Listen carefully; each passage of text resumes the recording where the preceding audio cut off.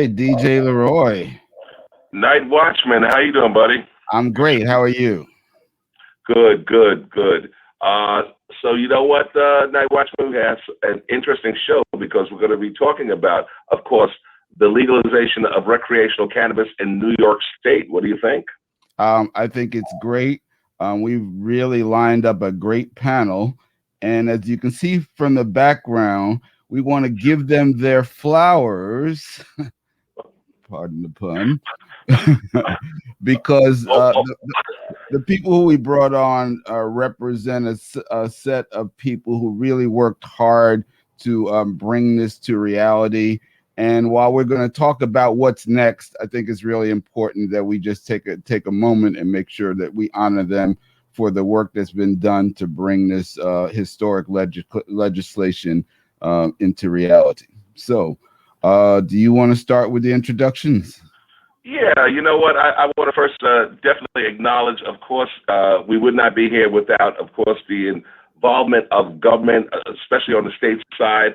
And I do know that our state senator early on, wanted to make sure that, if we're addressing this, we want to make sure that our community, the affected community, was also involved in terms of what will happen when it finally does come online.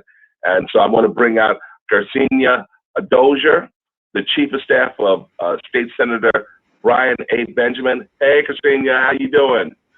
I'm doing fabulous. How are you, Curtis? Good. Welcome for sure.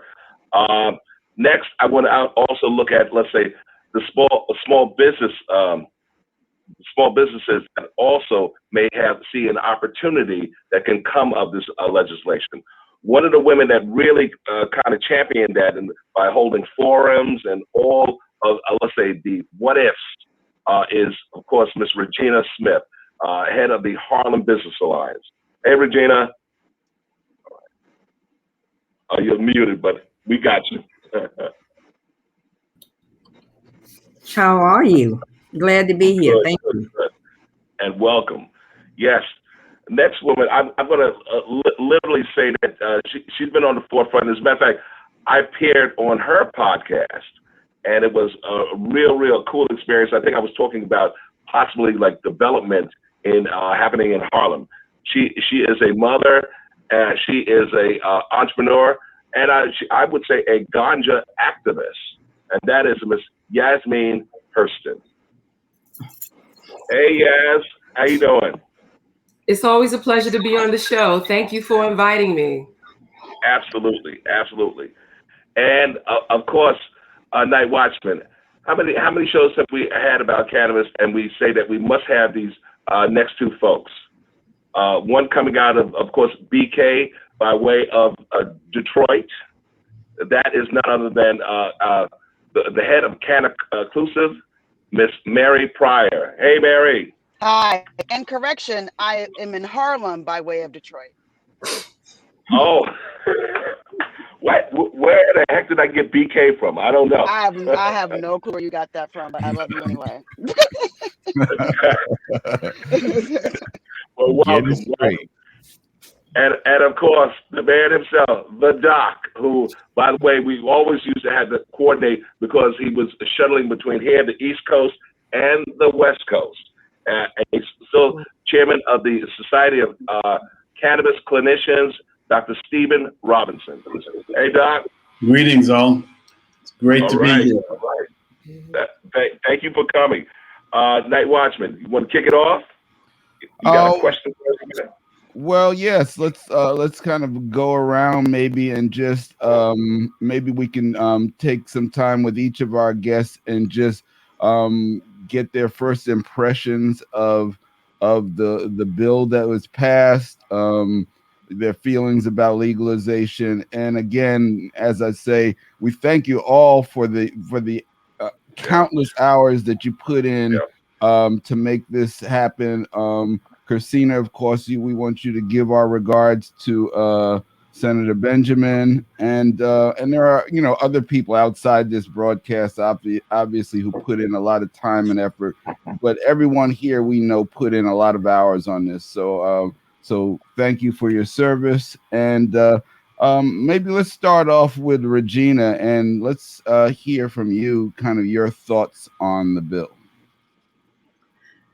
Well, the bill contains a number of elements that are critical to the well-being of the Black community. So we're happy with the criminal justice aspects, particularly the automatic expungement components. We are, however, concerned about the economic equity component, which we feel needs to be strengthened, incredibly strengthened. This is a multi-billion-dollar industry, and currently, the only companies that will benefit tremendously are the existing MSOs, the cannabis companies that have the medical licenses to operate in New York State. They have been given basically a monopoly to increase their footprint in the medical marijuana area, and also to move into recreational. They have seed to sale, which means that they grow marijuana here in the state and they sell it in their dispensaries. The only other entrepreneurs who will be able to operate in this space, the way the legislation is currently written, are for micro entrepreneurs, micro businesses to be able to sell and grow. We believe that that's totally unsatisfactory. So there's still a lot of work to do. Black people were the most harmed throughout the state of New York. And we feel that we should not be in a situation where we have to compete with other people, other groups, for social equity licenses. So that is something that we fought against. And that has to be revisited because as the most harmed people in the state, we should benefit the most. We also feel that money should be provided now, actually, to incubate entrepreneurs.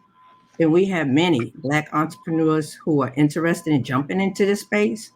We feel that we should have exclusivity within our communities, but not be limited to selling in our communities.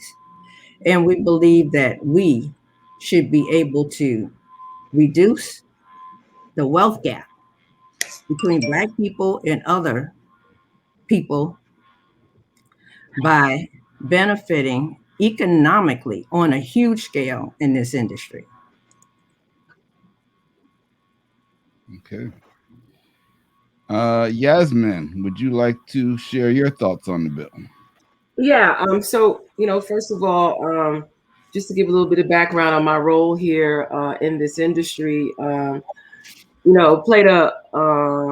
was very, very interested as a person that was, born and raised here in New York City, in Harlem specifically, was a person that was impacted, like many of us, I'm sure, where we lived or where we grew up in, but specifically in Harlem, saw how cannabis, marijuana impacted us, which is what my passion was. My passion was necessarily to start a business in a community that looked like it was prime, but my passion was really to make sure to the points that were raised, to make sure there was a really social justice component that the legacy industry could be able to transition over. And to the point of the legislation, which is now the New York State Cannabis, Marijuana Regulation and Taxation Act, I want to say that, it was passed.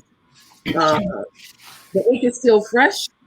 And I think there's an opportunity to first look at what we have and then see where we can grow on that. As of right now, there's a few things that are critical in our communities. First, I think education is still needed from this bill. Folks are thinking now that it's going to be like marijuana achiever madness. people could be out in the streets, and even though they can, I think there's still a misunderstanding of what is going to happen now and what the timeline is. I don't think we're going to see anything as far as licenses being distributed until late 2022 or 2023. It's only because they got to set up the office. The one thing I do want to acknowledge, along with the automatic expungement process, is that there's going to be application process going to take place, so folks should not just assume poof, it's going to be gone. Understanding that now 21 residents over 21 will be allowed to purchase up to 3 ounces at a time. Where they purchase it from, I'm not going to say that, but once it's ready, then you can purchase it. Also acknowledging that you'll be allowed to cultivate 6 plants, each mature and 3 immature, with a maximum of 12 per home, which is something interesting for those that may not be able to buy it or purchase it for whatever reasons, health reasons and so forth. And then understanding that this new office will be overseeing the awards. I'm getting a background, I'm sorry. Will oversee the awarding of licenses and permits for various commerce. So it's growing, wholesale, sales, packaging, transporting, retails. And I'm sure as we talk further, we can allow it. I also acknowledging that there will be a 5-member board that will be governing this process, which I think is critical. 3 of them appointed by the governor, 1 appointed by Assembly and the Senate. I also want to acknowledge that that 40-40-20 piece about how the government will make sure that there's a dedicated revenue fund. I think 40% is going to education and 40% to community grants, and then 20% to a public education fund. I think certainly there are many things that I could say that it doesn't have, but I think I'm going to remain in this process to make sure that even though the ink is still fresh, that we can still add some things to it, enhance it, be a part of this process, because I'm feeling like I'm part of ownership of this, and it took so long to get to this point. I'm not leaving it alone. All right. So I have a quick question for you, Yaz. We mentioned the fact that it's 21 and older who are allowed to purchase. Adult use. Right. What are the legal implications for somebody underage purchasing marijuana? Are they still subject to arrest or fine or whatever if a 16-year-old kid gets stopped by a cop and is smoking? What are the implications under this law for them? Well, first of all, a 16-year-old that's smoking, that's a concern, right? But I do believe that any law right now, no one is really getting stopped, and they cannot be stopped for the sake of for the odor of it, as we've read. But again, I've spoken to a couple of folks. And I've also understood that the New York City Police Commissioner Trey has spoken out against the fact that the legislation legalizes smoking marijuana in public. So there's a big wide concern. I don't think they know how to handle it yet. I think there still needs to be an overall discussion. I am not going to speculate that if you buy a Lucy, or if you're under 21 and you're buying alcohol, or if you are just doing anything under 21, 16, that there will not be a consequence to it. But I do know that there's going to be, whatever it is that you do illegally now, they're going to make sure that's put into laws to show what's not acceptable. Same goes, for instance, everybody thinks now if you're smoking marijuana, and now everybody's going to do it. They're pilots and they're doctors. I had a conversation with someone. I think that conversation will now have to be addressed, where now they have to pivot laws now to make sure that these things are unacceptable. And I believe that that's probably going to happen. But I don't have the answer. Like I said, this just came out. and that we're still working to make sure how this can be implemented. Mm-hmm. Mary, do you have some thoughts on it? I assume you Yeah. do. So I just wanted to hi to everyone. Well, in that case, according to what's written in the bill, possession under 21 is a ticket and it's considered a non-criminal offense. You can possess up to 3 ounces of cannabis in home and out of home. Odor is no longer a basis for search or seizure, whether on the street or not. And the current makeup of the law, and also what was shared to most of the New York State police departments, also reflects that you can smoke marijuana on the street, is similar to that as a cigarette. So I just wanted to offer some clarification on that. As for my background, I'm from Detroit, but I've lived in Harlem for close to 15 years. I've lived in and out of the city in terms of training for the industry for the past 5.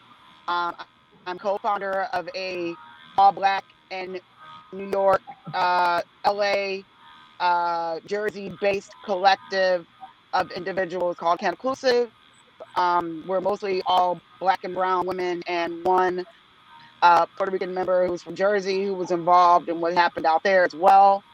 And we do a lot of work in regards to education advocacy and promoting what it is to be in the business of cannabis along with cannabis equity. I'm also one of the launchees and affiliates for the Hood Incubator.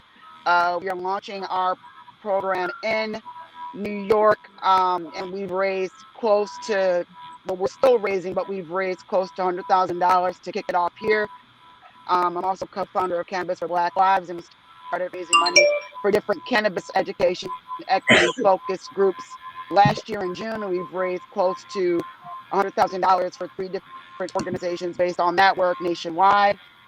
And personally, I do work for different multi-state operators and nonprofits to help them start off or figure out ways to be inclusive through hiring and or workforce development, or even regular marketing to Black and brown people. So I come from the tech industry and the media industry, directly working in New York. Raising money for entities in this space is my job. And also, given the background I have in education, launching an incubator here is really important, just given the things that I've seen, the things that I know of how you can start a small business in this space and what to be mindful of, whether it's on the horticulture side or growing side. I'm also part equity owner of a hemp business that's a vertical with extraction, processing, and growing in upstate New York called Kercena Farms, which is where we do white labeling for many Black-owned businesses that are in the space. And we have a social equity program that I founded where I've literally trained people and walked them through the licensing processes to get their own horticulture operations in different states. So there's a lot of experience that I have, but most importantly, as someone who is definitely harmed by the war on drugs, and someone who is definitely like very aware of the loopholes that the bill currently has and how it's been something to note with the way that equity has fallen tremendously short in Illinois, the way that things are now happening back home where I'm from in Detroit with this current lawsuit that's now federal to pause the program, and what's happened in LA County. I'm very concerned that New York is walking into the same traps. But one of the things that I've been active about and very happy about is my ability to raise money to get things going regardless of the situation by any means necessary. So we're excited to launch the incubator and accelerator programs here, on the boards that I serve and on the items that I am currently working for. So you mentioned the loopholes. What do you think are the biggest loopholes in the New York law? I think New York is, from the conversations I recall having early on when CRTA was for play up in the mix, and I'm glad that it isn't, or it got written off. You know, a lot of what's currently written without tight regulation will leave things in the mix of how things fell short in Illinois, where regulators were more so in the pocket of MSOs and it shortchanged communities. If you even study the entire situation of what's happened in Illinois, and that's literally its own separate show, so I'm not going to be able to like wrap into all of that on this conversation, but the way that operators were gamed into the system, how minimum they were allowed to be able to be serviced or supported or trained in the space, the way that people that were interested in disenfranchising citizens were coming in and offering bad deals and lying about what they could do and misleading people and getting in the pockets of decision makers and still falling short. And now you have Black and brown organizations fighting with each other. It's a very, very scary, sad situation back in that state. But, you know, I think that without tight regulations and without community oversight and without influencing the governor and or anybody from that end to make sure that they're just not hiring a bunch of inexperienced anti-plant, anti-equity folks into these into this OCM, the Office of Cannabis Management, we're going to run into a lot of problems. And so, you know, my thing is just because I've seen how this rolled out in Cali, I saw how this rolled out back home. I'm dealing with like trying to mobilize people to talk about the federal implications of this lawsuit right now. You know, we are looking at a really problematic situation. And so my support and my interest has always been having money and having funding ready no matter what. I do not wait on people to figure it out. I already know that kind of like how this can turn out. So my big interest is trying to educate people now and getting people ready for what's coming now, which is why I'm really excited to even launch this farming accelerator in August. But like, it's not a matter of the loopholes are so deep when you look at what's happened in other states. I think there just needs to be a real conversation as to how we're going to hold all these decision makers accountable to making sure that people that are making these regulations are reflective of what's happening in the state. And Regina's right. Black people have been the most harmed, Latina individuals as well. If you look at the way that regulations and organizations had to sue Jersey for the way that they made up their commission, that's more than likely definitely going to have to happen in New York in a whole different way. So, you know, like a lot of organizations that have been strategically and or part of the civil rights movement aren't familiar with the business nuances of cannabis and how this industry is working. So if we don't educate each other, because these people are being talked to by officials and by government, we're going to run into situations where our communities are still going to be falling short. And I work agnostically to make sure that people that I know that want to be in this space are funded and supported. And I do my best to make MSOs cough up funding where it needs to support said individuals without bad deals and bad operating agreements and not taking advantage of people that are Black and brown. So I've been lucky to be an aggressive fundraiser over the past 2 years, but I want to make sure people in the state, especially in Uptown, which I pretty much call home, can launch businesses. And I'm not waiting on the government to do anything. I've learned that lesson too many times. Okay. Kercena. Yeah. Yeah. I was Kercena, wondering too, is the senator prepared to oversee the, let's say, commission that will be created on the state level and see that that we have players who look like us and also know the importance of the give back to the affected community? What is the senator prepared to do? So exactly that. I know that ever since the senator has been in office and has been focused on this issue, the most important component of this has been ensuring that the communities that were most harmed would be able to benefit economically from the legalization. And he has beat that drum. He has sounded that trumpet continuously, even as the legislation went through different revisions and different things like that. That has been his key focus, his key aim. I know that when the bill was on the floor of the Senate, being voted on, and he voted in favor of it, his exact comments spoke exactly to that, right? Making sure that the communities that have been most harmed are able to benefit economically, from this legalization. And so I know some of the other panelists have sounded the trumpet, but we can't emphasize enough that who is put on these boards, who's put on these advisory on the advisory board. I know there's the Cannabis Control Board, there's the Office of Cannabis Management, there's the Cannabis Advisory Board. Like those individuals, right, have power to decide, who are getting these licenses, right? And different things like that. They have, I think the advisory board has the opportunity once the chair of the control board, says these are the licenses that we're going to give out, they have the opportunity to bring objections to it. And so I think that as much as people can be proactive in terms of making it super clear on what type of individuals they want on the board. If they have different names of individuals who should be on these boards, they should provide those. They should advocate for those. I know that the governor has a lot of control in terms of being able to put people on the board. But and I know the chair of the Cannabis Control Board has tremendous power, but that person has to be confirmed by the Senate. And so I think we just have to do our due diligence. We have to be proactive in making sure that we have the right people in place who are really going to prioritize social equity for Black and Brown people of color communities. And as you said, the governor does still have a lot of sway. We got a bit of feedback there. Okay, so in terms of the board, as you mentioned, the governor has for the advisory board, which I believe is a 13-member board, the governor gets to pick 7 members. And for the board, the real board, I'm going to say, because the board that really is going to write the regulations, a 5-member board, of which the governor gets to pick 3 out of 5.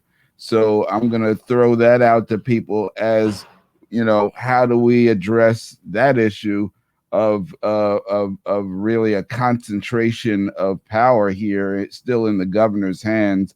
In terms of the development of this new structure?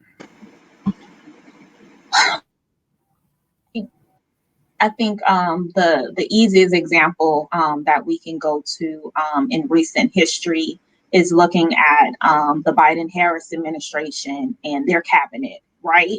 And the voters, people were clear that they wanted diversity. They wanted people with, certain, lived experiences. And so it would have been an embarrassment to the Biden-Harris administration to not have a truly diversified cabinet and people who have those lived experiences and different things like that. And so I think that type of kind of grassroots campaign needs to happen as it relates to the Cannabis Control Board and the Cannabis, Advisory Board.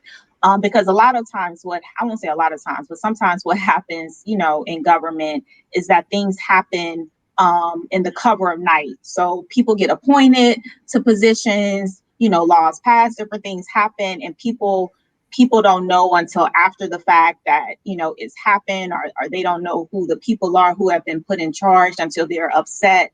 And so I think that there should be a grassroots campaign starting now with the people who have been championing, social equity, to say that, hey, these are the boards that are being created. These are the type of people that we want to be on there, so that when people are appointed and different things like that, that's media headlines. The press is focused on that, and the governor and other people would be embarrassed to appoint people that wouldn't, be social equity enthusiasts. Yeah, if I could add to that.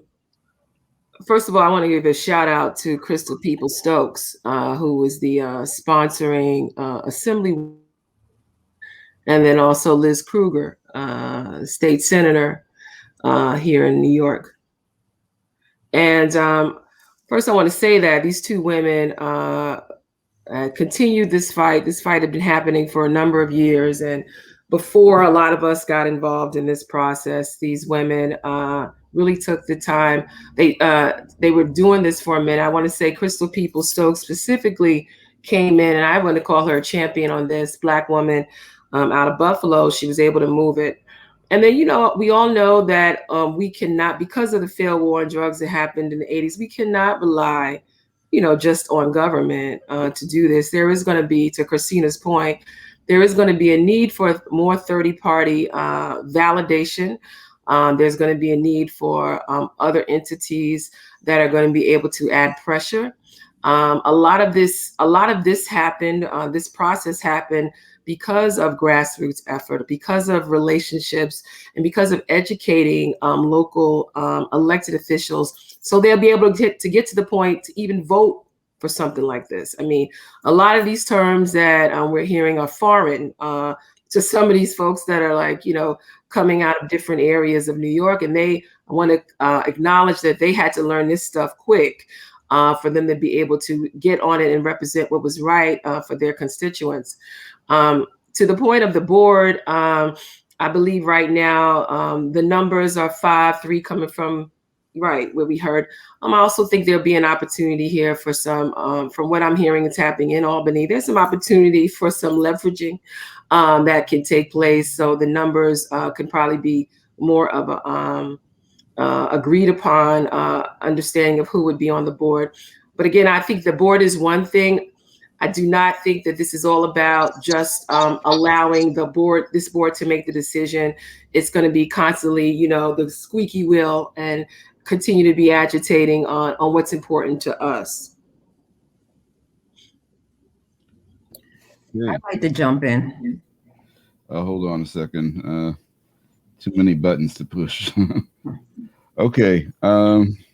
Please go ahead. So there are a number of issues that we need to be perfectly clear about. Mm-hmm. So looking at what the governor proposed, his legislation, which I'm glad was a non-starter. He was perfectly comfortable with giving the industry to the medical cannabis companies. He was also perfectly comfortable with only dedicating crumbs to our most harmed communities. So we have to be vigilant, and we have to be extremely vocal about who sits on these boards. We also need to make certain that the individual is not only clear about social equity and is passionate and dedicated to making certain that individuals most harmed are scented and licensed and provided with all of the support that they need in order to succeed. That individual also needs to understand money. And unfortunately, for the most part, we tend to think small when it comes to money. This is a multi-billion-dollar industry, and we should be creating multitudes, millionaires in our community, Black companies, because we know that Black people hire the highest percentage of Black people to work for their companies. We don't see that happening in any other types of companies, whether they're white, Asian, Latino. We hire the most Black people. So again, we have been the most harmed. We need to benefit the most from this legislation. We have to create legions of Black millionaires who hire Black people. The other thing that we need to be perfectly clear about is that this legislation centers not most harmed individuals, it centers women and minorities. What does that mean? That means white women who weren't harmed. That means minorities who weren't harmed. And that means that the individuals who have been most harmed have to compete with those individuals. That's not fair, and it's not equitable. That's not social equity. So not only do we have to be real clear about the social equity component, we have to fight like hell to make certain that there is real, true economic equity coming out of this. So when we read that Green Thumb, a huge cannabis company, has worked out a deal in upstate New York and is receiving financial incentives, tax exemptions, and property tax abatements. These are further benefits that are accruing to companies that are positioned to monopolize this industry. So we need to be clear. We need to have the right people seated at the table who are going to fight like hell to make certain that we benefit from this legislation. I'm tired of Black people getting bamboozled, people saying that they don't understand the language, the terms. We have enough examples. We see what has happened in other parts of the country. No jurisdiction can cite examples where Black people are benefiting from their social equity provisions. It hasn't happened yet. And it's not going to happen here in New York unless we stop playing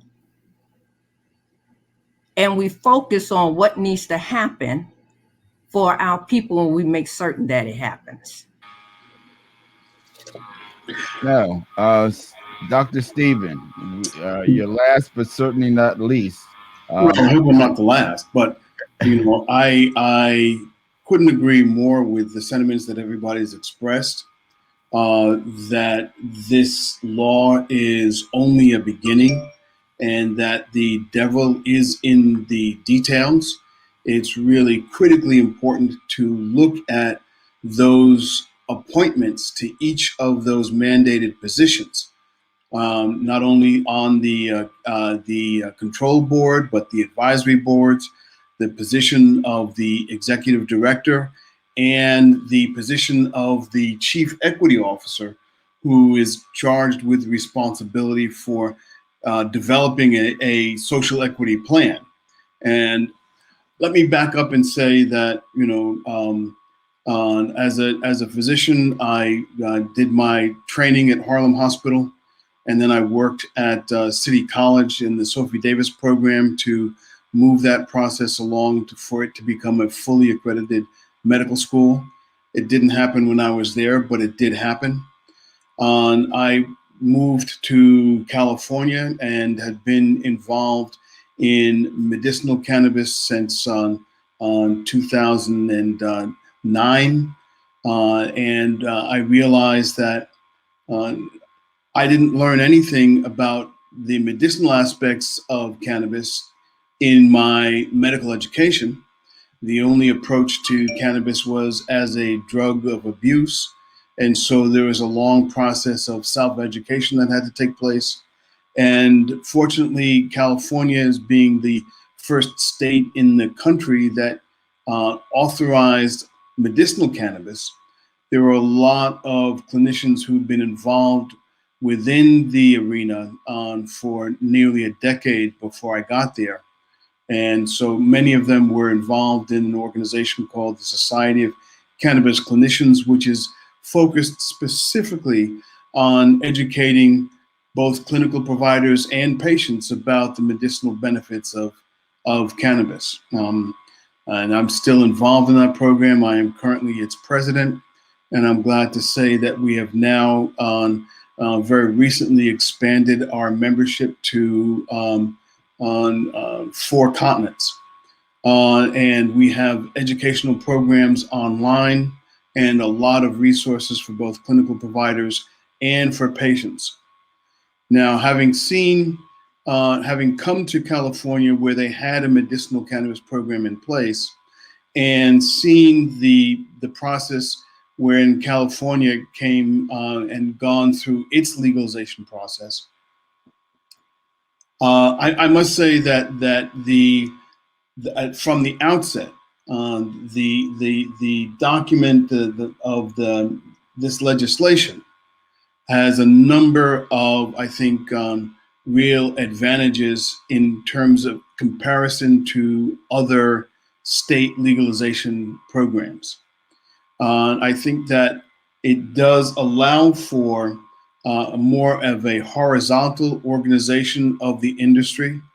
I see that while the multi-state operators and seed to sale individuals who are now engaged in the medical aspect of it are allowed to increase some of their holdings and to transition into adult use.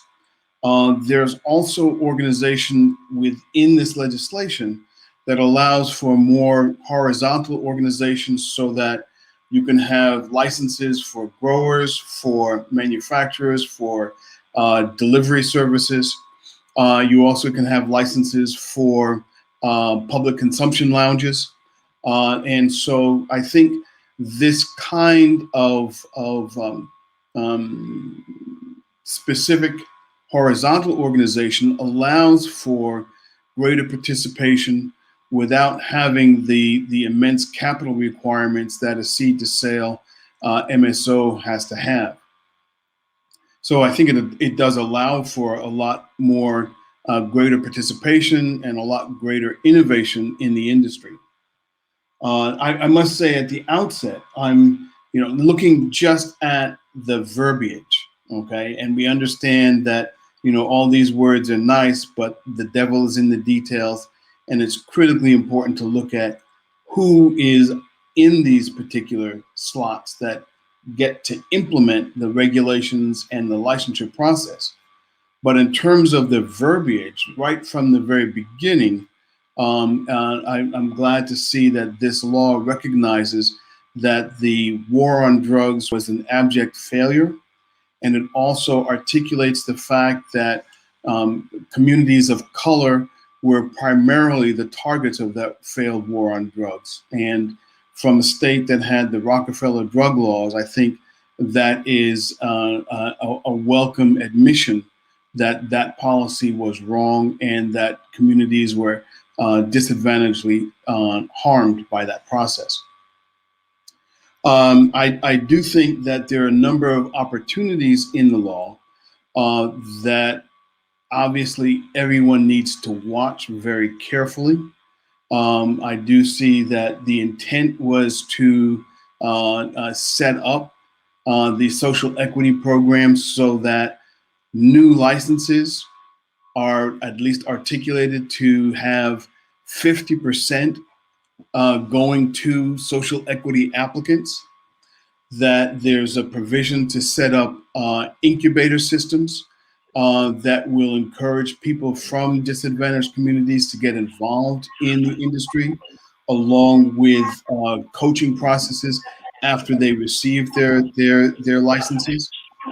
And I also think that there's provisions for grants to go out to colleges and universities to make assessments of the impact of cannabis on, say, driving safety in a way that's a little bit more sophisticated than simply drug tests. And if if you test positive for some metabolite, you're considered impaired. The law is, I think, goes a little bit further to actually try to set up standards where they can assess the actual functional impairment. I think that there are some legal issues in here that, well, all of the legislation really begs for a broad base of community education about the provisions in the law. I think that there are some things in here in terms of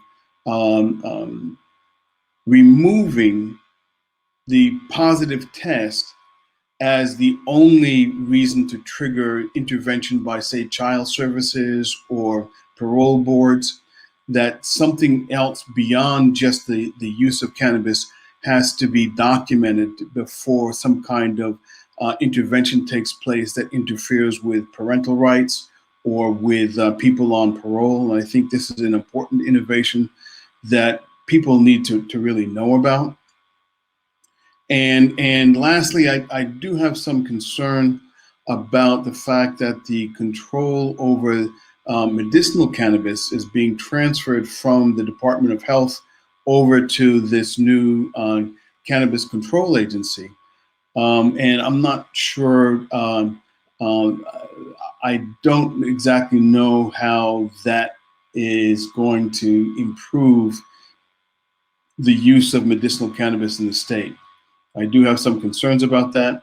In other states where legalization came through, it had, I think, a very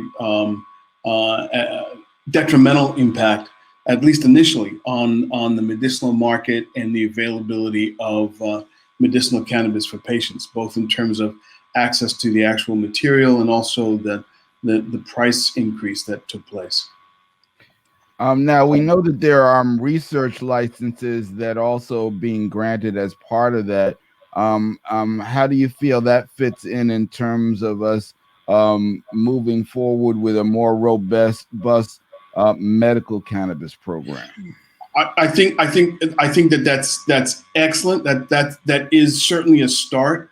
Right now, the very clear articulation is around driving safety and getting to an actual test that assesses functional impairment, not just the presence of the medication.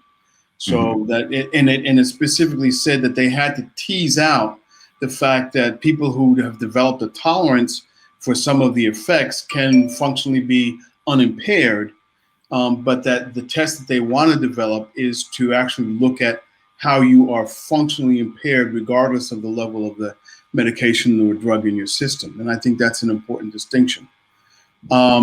I think it opens the door and presents the opportunity to do a lot more research in terms of the clinical effects of cannabis.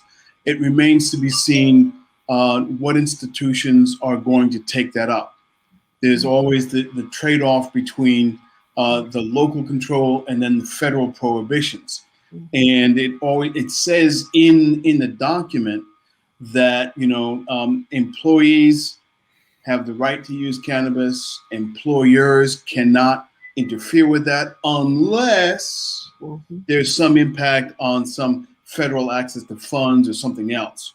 And so that may apply to educational institutions as well. So that really has to be further developed and elaborated. But the opportunity is there.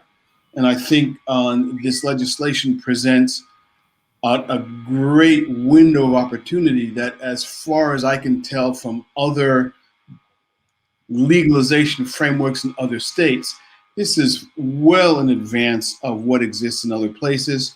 And I think I have to take my hats off to everyone who worked in the trenches to bring this about, because this is one of the best starts that I've seen. But, having seen, the right hand giveth and the left taketh away. This is New York after all. And there are people with MSOs and big money who are about to go and put their thumbs on the scale and their whole foot on the scale anywhere they can to maintain their monopolies. So we have a lot of work to do in terms of educating our own communities about what's available here, and about developing, our own industries around either self-grows or consumption lounges, or and there's a whole area here called co-ops, and that's something that I really am interested in finding out more about, because it's not really particularly elaborated exactly what that is or how that works, but it's here. And I think that also presents a unique opportunity for community involvement. I had a question for Dr. Robinson. Can I ask him that? Hey, doctor. Yes, you can. What's your thoughts on the opportunity? First of all, thank you for your comment. But what's your thoughts on the opportunities for more research as far as of the plan? Do you see an opportunity here? When we talked about research testing and the legislation, do you think there's an opportunity here, or do you think we should push for that in that vein to talk about more getting that it's not just a plant for consumption, but there's other benefits to it. Yeah, I think that that's really important, and the U.S. has been in this circular kind of firing squad when it comes to documenting the medicinal benefit, because everyone knows. I mean, this has been used as a medicine for thousands of years. I mean, medicinal cannabis has been cited in Egyptian medical texts, Chinese ancient medical texts, and so that the medicine has been documented all this time, and it's only recently now that Western medicine, scientific medicine, is beginning to recognize exactly how it works in the human body. It led to the discovery of an entirely new physiologic system, the endocannabinoid system, and even broader systems than that. And so there's a lot of research that needs to take place.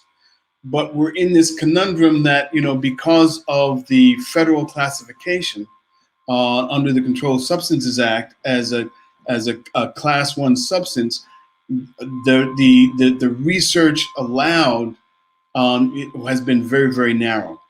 And so everyone says, yes, it works in these areas, but more research is needed, but we can't do the research. So I think the law here allows for a state level framework to be created that will allow this kind of clinical research to take place by intrepid institutions or spin-offs from educational institutions that can be at arm's length from those that are receiving federal money, so that they can be set up to do this clinical study. But I think the precedent is set within this legislation, particularly when it comes to looking at the impact on driving, and that may be something that can be elaborated to develop much broader based clinical research at the state level.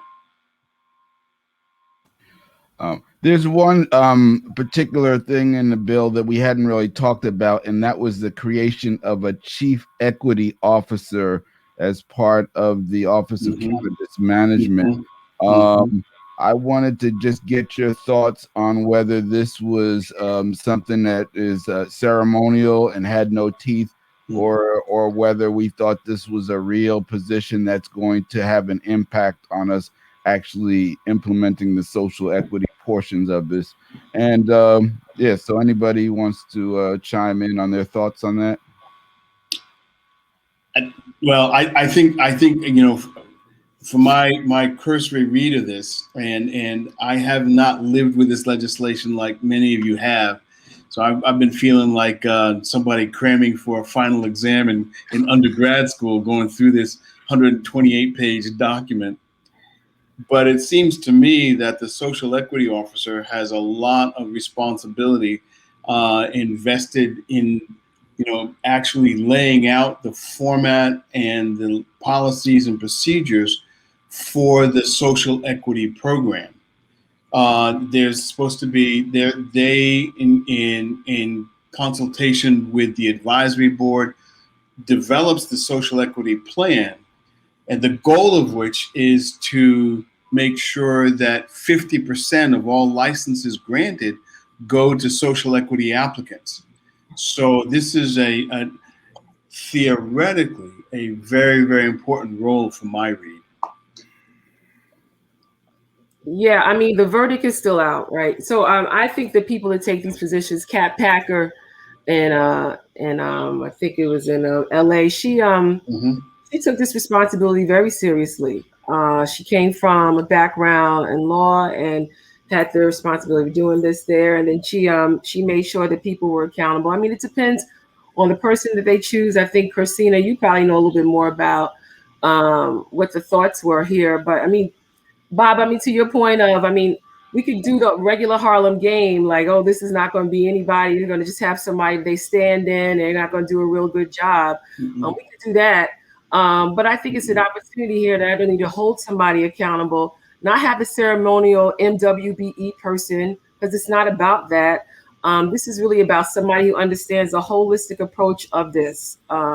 It's social equity includes entrepreneurship, workforce development, community investment, health equity, and social justice. So it has to be somebody who understands all those things, be able to work with everybody throughout the whole country, throughout the whole state, but be able to understand what's happening in other parts of the country, to be able to understand what makes sense in New York, and also not necessarily be a pushover.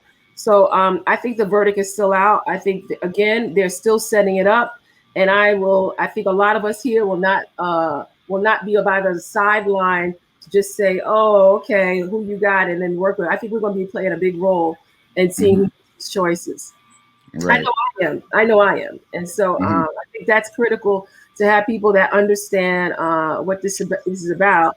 And I encourage all the people that's been working to get this to this point to not give up and to continue on with this process.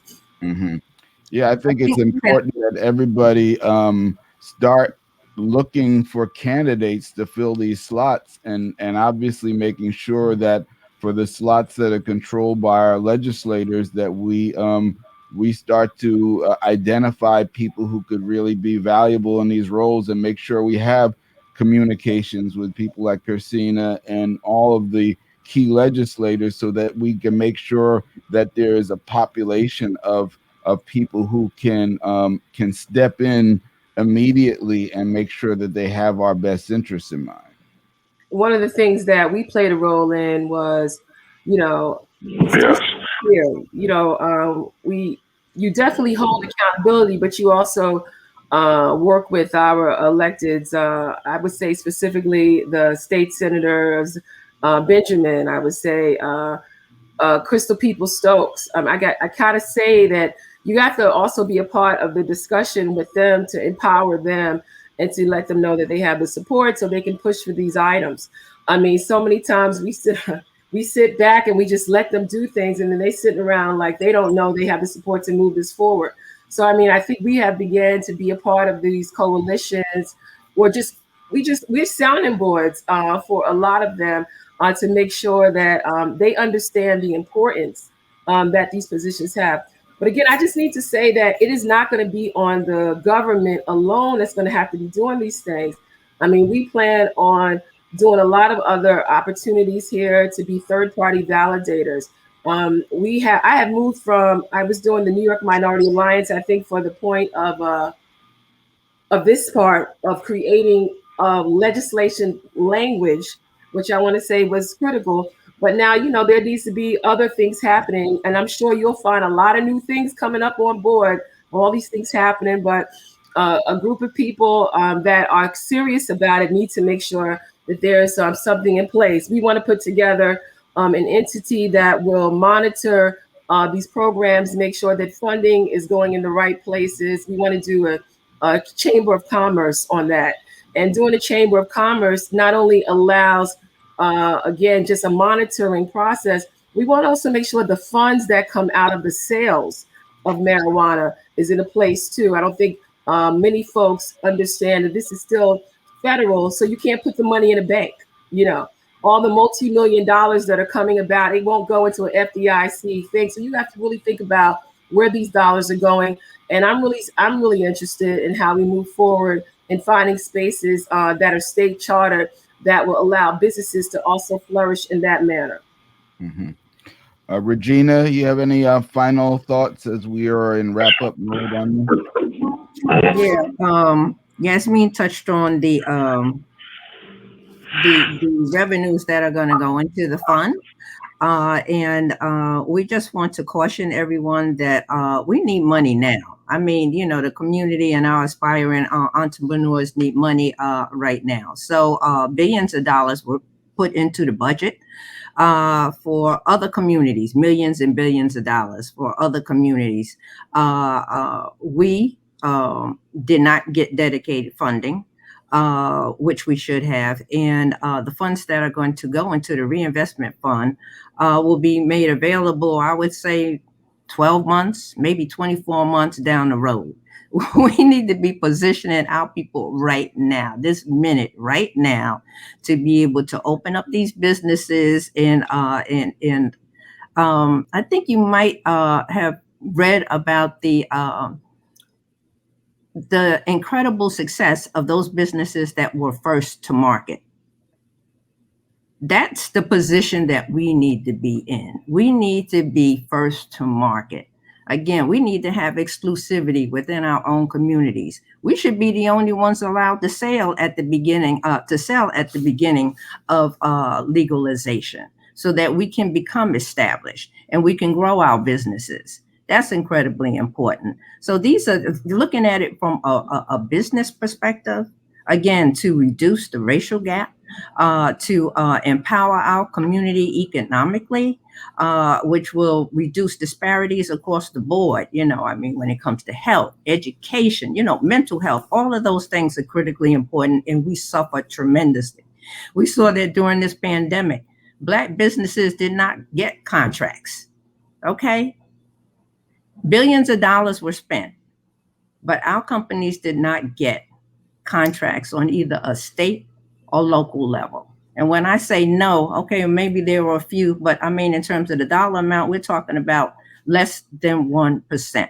That's absurd. That's unacceptable. So we really need to focus. And the problem with that, and the reason why that happens, is that oftentimes people think that we're doing well because we're talking about people of color and minorities, as opposed to disaggregating the data and seeing where Black people fall when it comes to contracting, the number of contracts, and the dollar amounts. And we have failed. We have been failed dismally. Our entrepreneurs have not been supported. They've basically been left to die on the road. So I just want us to be real clear about what has happened, what has transpired with MWBE language, and policies, what has happened to the Black community coming out of affirmative action, and what is happening to Black individuals across this nation, entrepreneurs who are trying to get into this space and have been and continue to be effectively blocked out.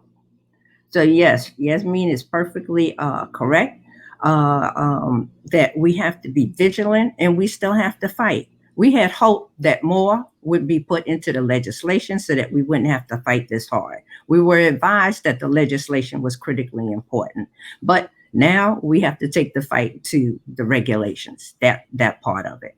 And I do have to commend Senator Benjamin for getting out on the floor and making the statement that this is critically important to him. So we have to make certain that it absolutely happens. And why can't we have medical marijuana dispensaries that are owned by Black people in our community? Okay, we were shut out of the process. It didn't have to be the hurdles that were created. Did not have to be that expensive. We have a Black pharmacy right here in Harlem. Why can't that sister be given a license to sell medical marijuana within our community? Why can't that happen in the other affected communities throughout the state? So these are the things that we absolutely have to be focused on and make certain that it happens. Because if we don't, we're New Yorkers. We're from Harlem. Whether or not you're from Brooklyn, whether or not you're from Syracuse, Buffalo, we understand the deal. We can't allow this to go down like this, because it will continue to roll across the country. So I just urge you and urge everybody, let's focus on Black people for a change and whatnot, because we're the ones that have been most harmed. And you know what they say, when you get on a plane, put the mask on your face first. You got to save yourself first. And then after that, after, you take care of yourself and, your family and whatnot, you want to help out other folks and whatnot, that's fine. But please, let's focus on us. Kercena, any last comments? Well said. Sure. Yes. Definitely well said. Definitely well said. The three points that I just want to make are the top two are transparency and accountability. Right? That's what has to happen when it comes to the New York State government, as it relates to making sure that it is actually able to deliver on these promises to the Black community as it relates to the passage of this legislation.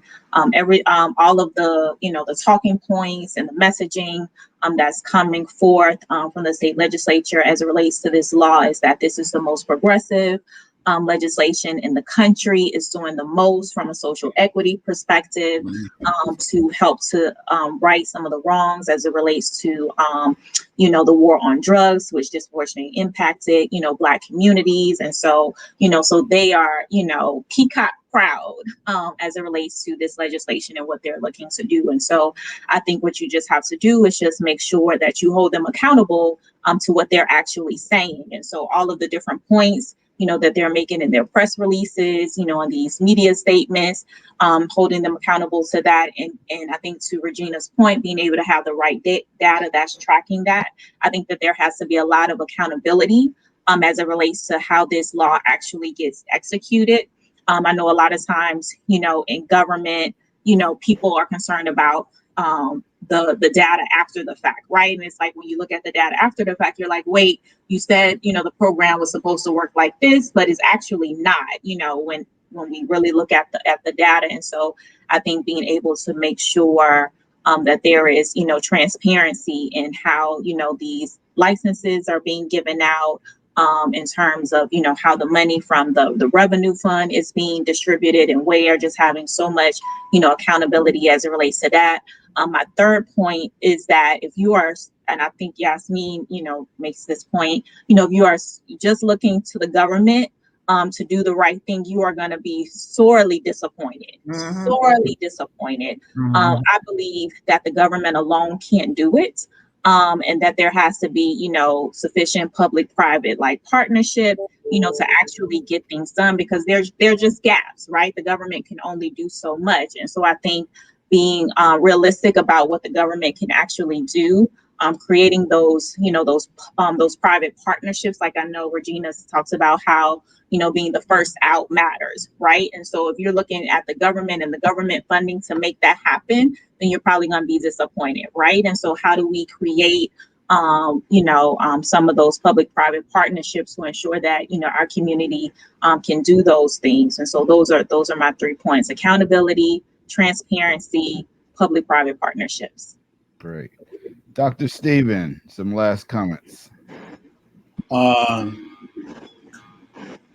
Well, stay on the case. I mean, we can do a victory lap here because this is well in advance of anything else in the country. But everywhere we've seen equity provisions written into the law, it's been hotly contested at the local level. In Maryland and Florida, and I understand from Mary in Illinois. And so I think we need to gird our loins and prepare for that struggle here too, which is, and we haven't even talked about any kind of federal intervention with this backward Supreme Court in terms of whether or not they are going to validate social equity as some kind of way to redistribute wealth. So I think we need to be alert, and we need to mount a massive public education campaign within the state about what's in this law, about the reporting requirements, about the social equity options, and to watch it at every step of the way. Great. And Yasmin, you had a shameless plug. Yes, you had a shameless plug. Is that true? Well, first, I just want to say that our community has various talents. And, when we all get along, we are tremendous. And everybody has a different role in our community. Everybody doesn't need to all do that.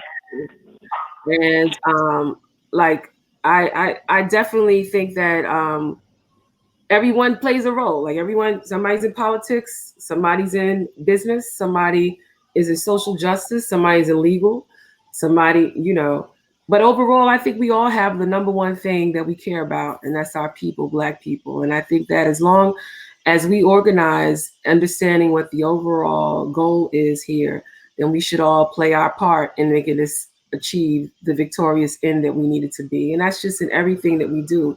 But to the point of this bill, it's going to be very important that we have more and more education opportunities. And this is where my shameless plug comes in, because I'm going to do an event on 420, and you know everybody's doing something on 420, but I don't think it's a time for folks to smoke. I think it's a time to learn more. Coalition that we have with some folks in Jersey, we're going to highlight the two bills, talk about what's important for those who are interested in learning about what's happening in New York and New Jersey. And we're going to also have, again, what are the benefits of the plan? Our very own Dr. Robinson will be featured. So, you know, you got to keep it in the family. Don't worry, Regina, the next one we have, you're going to be on it. But I just think it's important that, you know, we all work together because we all need to be with one another. We all have different resources and access to folks.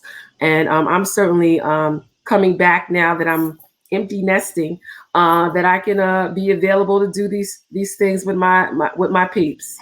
Thank you again for allowing me to share this time with you all. I love you all tremendously, and you know, I look forward to the future of what we can all do together. Well, we thank you, all of you. We thank Mary Pryor, who had to leave early, but we thank you all, not only for sharing your points of view, your comments, but again, for all the hard work that you put in beforehand. I wish I could say you get a chance to take a rest. You get 15-minute break, and then it's back to work. So, but let's all stay together on this. We have an opportunity to make this something big. If we continue to work the way we worked to get to this point. This has been Soul Lounge Primetime on WHCR 90.3 FM, the voice of Harlem. Stay safe, everybody, and thank you for listening.